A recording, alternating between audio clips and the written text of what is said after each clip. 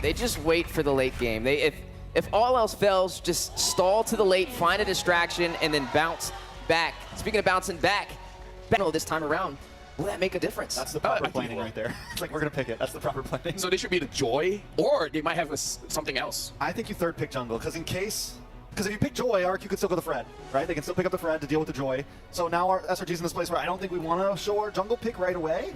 I don't know. I feel Joy Louis for some reason. Louis? I say Joy still because even the last game there was multiple counters to the Joy, and he was still able to get the job done. So I feel like that's a gamble. I feel like with SRG, they're not really too worried about the hard counters as often, and they just want to find a way around it. So I do think maybe the Joy walks. The Louis would be very interesting. The Suyo! Wow! After we talked about how good the Joy against the Suyo is this a bait? I was saying RQ's trying to bait them into Suyo maybe by picking the Bruno first, but I'm still a little surprised by it. I mean, don't get me wrong. The Suyo can be good as long as you're willing to finish. Like you have to get that lead immediately, which hasn't been SRG's shining zone, you know. And RQ immediately responds, takes the Joy as the counter, gets the glue as well. So right now RQ's looking clean.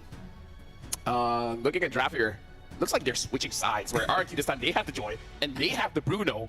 What after this RQ will pick up the Farsa? And then Stormy is the one picking up the Odette? I don't know. This is definitely a swing that I didn't expect, right? RQ Hoshi now with this Joy definitely can make that lean in their favor. We don't really see anything to really stop it in his track so far. I mean, maybe the Bellary comes out. Maybe the TIG comes out. Definitely some viable options. Maybe even locking in that Granger here could be a wise decision because they need an answer for this Bruno. I think we're going to end up seeing and since he's not going to pick his marksman here, big chance RQ bans out the Granger. Do we think SRG goes for the innocent Moskov pick here towards the end? It could be a possibility depending on what marksman get banned out. And just to some comfortability, you know? Yeah. Honestly, it makes sense. Once the Joy comes in, at least you can peel for yourself, right? Well, they have an answer to the glue, picking up this Vexana, so they're not too worried about that. But yeah, the Moskov can definitely be a wise play. The Beatrix still up for grabs as well. Maybe limiting some of the gold lane potential maybe on the board for RQ Hoshi to deny Innocent getting comfortable. I mean, we've been seeing Skylar scale better in the early phase, right? He's just been having a little bit of an easier time, whereas that rubber band effect kind of works more for Innocent as the later the game goes. Cram and Yums are able to find the opportunity. So maybe even giving something to Cram to create that double dive composition that we're used to seeing to capitalize on the mistakes could be what they're looking for the second half of the draft. I think Cram still gets this Gatot. I think in the end, Gatot goes over to Cram here, which gives him that dive that you want, and it worked very well last game. If RQ doesn't ban it, there's still a chip open, which is kind of, you know, a backhand strategy, something they could fall into. The Lu Yi's still open, and then Marksman, and that's where RQ's at right now. It's like, do we go full into Marksman? I think they definitely probably get rid of the Granger. They take out the chip option, so that's off the map. Maybe they just get rid of any map displacement options and just go into the Lu Yi as well. I think the Lu Yi would be a good pickup here, right? I mean, definitely could affect this Gatot, the Suyo, and even the Vexana. I wonder if SRG will be able to sniff that one out. We still got to see what the gold lane matchup is going to be as well up against this Bruno. Now, are we seeing the Hylos still up for grabs? Could be something that SRG goes in for, especially on this XP lane matchup or Rome matchup that we're going to be seeing moving forward. Maybe even the Bellaric could be coming out here. Bellaric's definitely a possibility. It's definitely a possibility. SRG's going to get first pick here, so I don't think they slot in gold lane right away. I think most likely they go Rome and then into gold lane as their final pick, just to get as maximum possibility counter, know exactly what they're going to be up against. RQ on their last ban. They might leave the Granger. It's definitely a possibility. They banned the chip. They banned the Guinevere before. The TIG is open as well. I wouldn't say that it was that big of a problem in the previous match. It looks like they're banning out the Bellaric. They're more worried about the Bellaric, the matchup against the Joy. Now, SRG, they can pick up the Granger now because here's the thing: if they don't pick up the Granger now, that's a bit sus. That makes it sound like they have a different answer for this Bruno. Perhaps they figured out, because here's the thing: SRG. Now they pick out the Moskov because here's the thing: SRG is the one that said Granger is the counter towards Bruno. Yeah. But our problem is we can't close games with it. So. You know what you can close games with? Innocence Moskov. Oh yeah, that's the maniac there.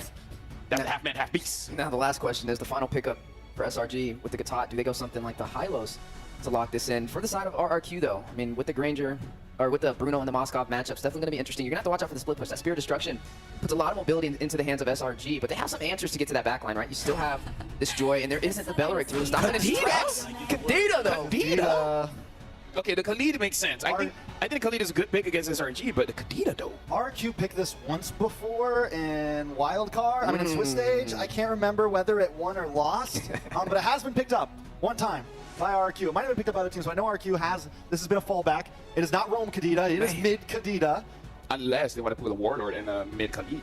Mid Khalid and Rome Kadita. I mean, it's possible, right? It's, I mean, you know, either one. either one doesn't belong there. As long as Khalid is somewhere around mid, the damage is going to be good enough to stop the movements from Selangor and Giants. So honestly, I'm liking the draft coming in from RQ. It's funny because Renz is just digging deep in his bag right now with these picks, right? You see the Odette, and now you get to see a potential Kadita in the mix, and there goes the Guinevere to wrap things up for SRG. How are we feeling about it? 50% win rate is the win rate we have Close. right now. 2 times it was picked up. Once again, deploying Hume's Guinevere, which came at the bane of NIP Flash last night. Here we go. Game number 2, into the battlefield we go. And I gotta tell you now, when RQ are up against the ropes like this, when they lose a game like that, something tells me it's a download situation. Do you remember TLID? Yeah.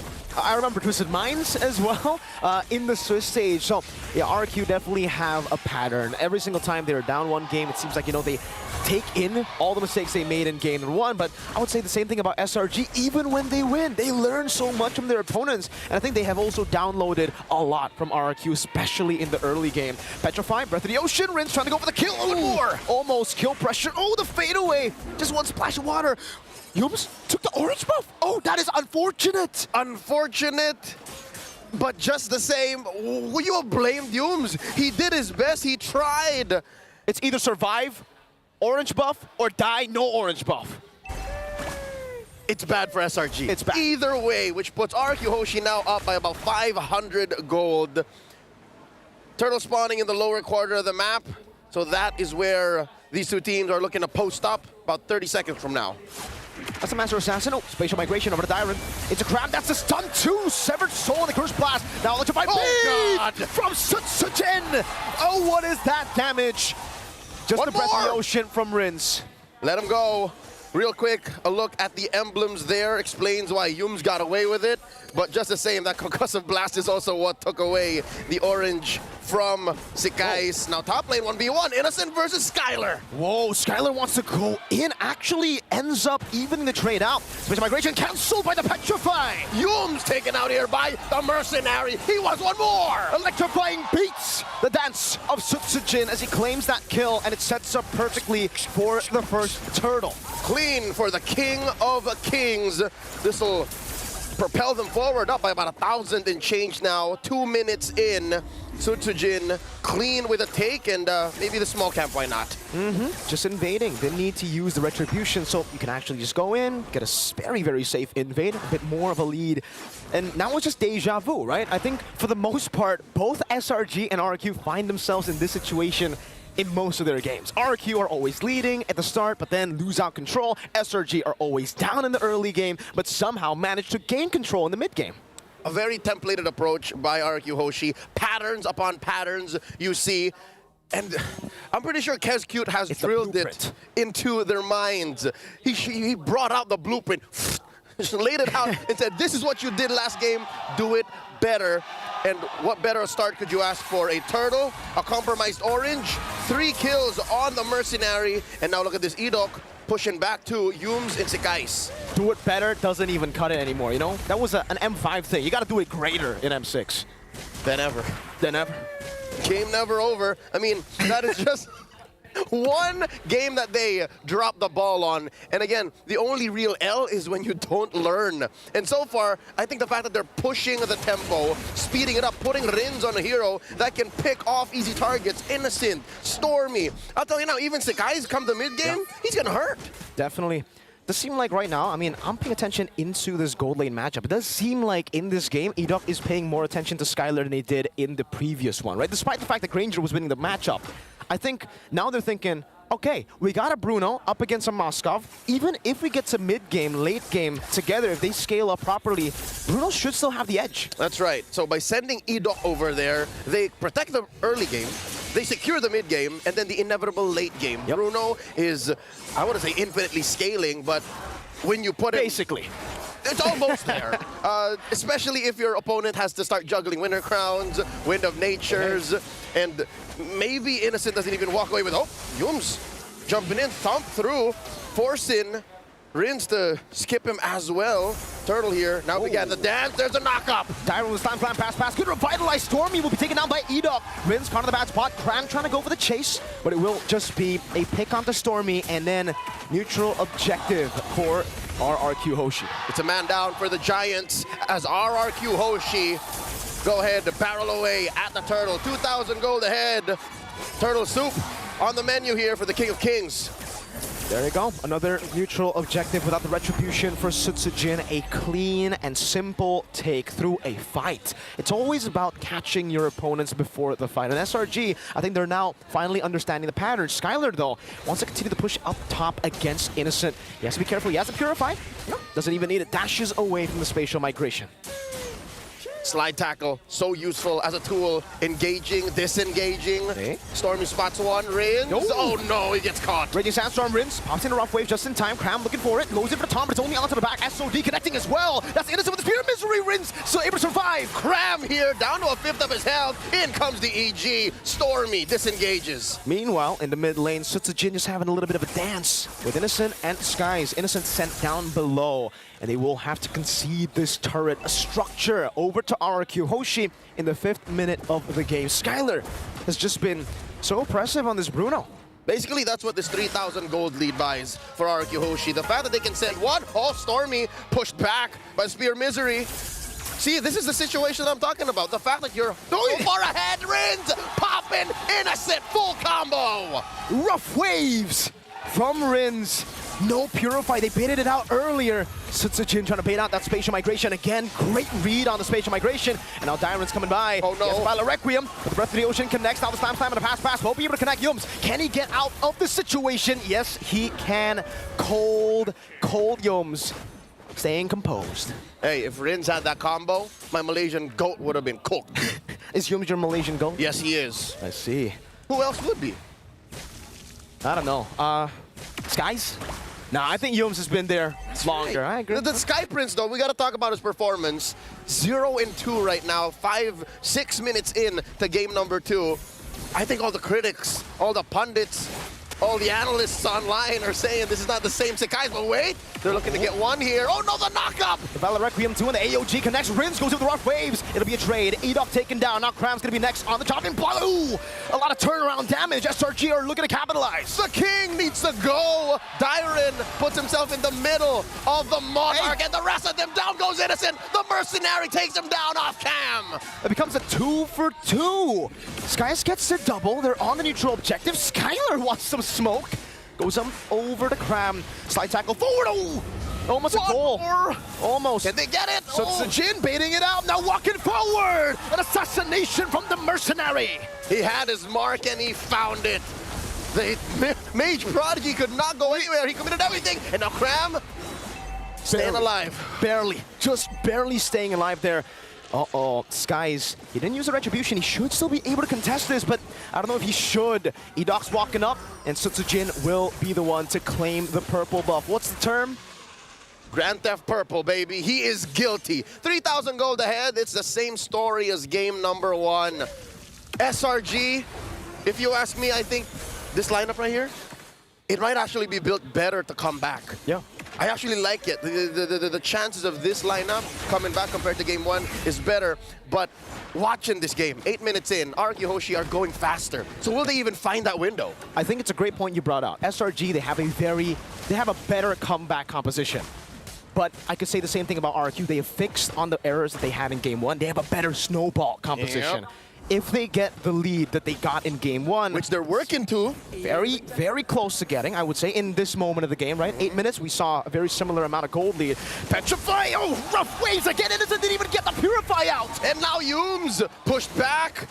No dice for SRG. Yikes! That's what we're talking about. The Rins played the Odette prior, and now that it's the Kadira, who by the way just picked up the concealed boots, AOG coming through, Rins might get punished! And he will, ready, set, charge! from Edok! Finding Stormy in the back, slashing him. And Skylar would just go with the balls, with the House Claws as well. Now Cram mounted up. And now, Innocent, Spear of Destruction coming through. Down goes the king. Innocent in the midst of it all. Diamond going for slam. Innocent with a blink again. Diamond not able to get the mobility. So Jin walking up. Skies with a stun only onto Diamond. Electrifying beats as Innocent gets mounted up. Both going for the wrong or different targets. Skies in the bottom lane, juking away from Jin. Run, Sky Prince, run! One more! The shutdown by the mercenary. Oh, Diamond's got to be careful though. He chased a bit far. Spatial migration from Yums, and Diamond just Inibanchanas is it up. Oh my lord.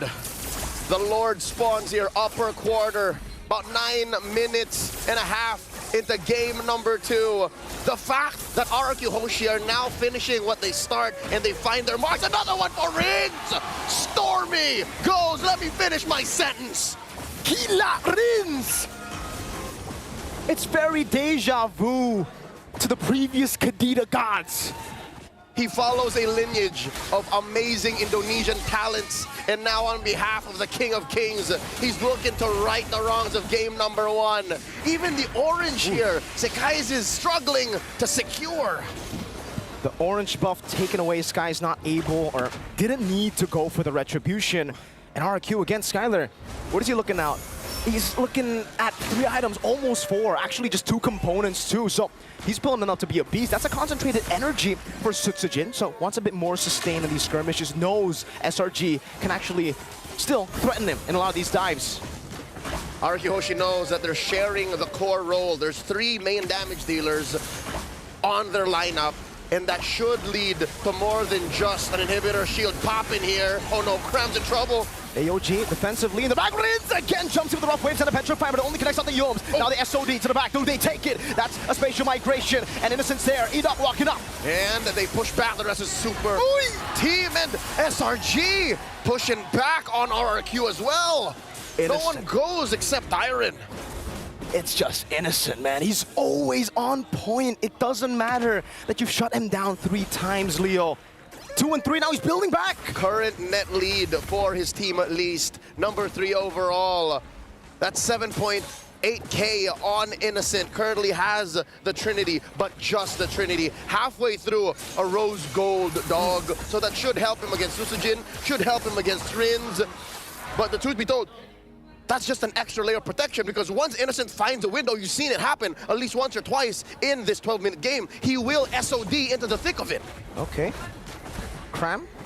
Yeah, RRQ Hoshi actually don't want to go in on that. I'm going to take a look at the items. Actually, Blade Armor and the Thunderbelt, those are the only 2 items that Edok has right now. He's building towards what I assume to be an Athena shield up against this burst of SRG.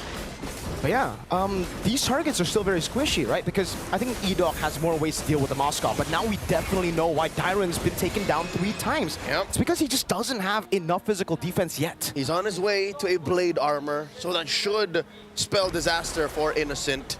Even Sekai has to watch out for it once he, flicker splits, which he, by the way, has right now. I think they're all just posting up for this Lord spawning in the lower quarter. That's still about 5,000, 6,000 gold. Edok spots Cram, push him out of bush. I wonder if he knows. Not gonna fall for it. That bush set up by SRG.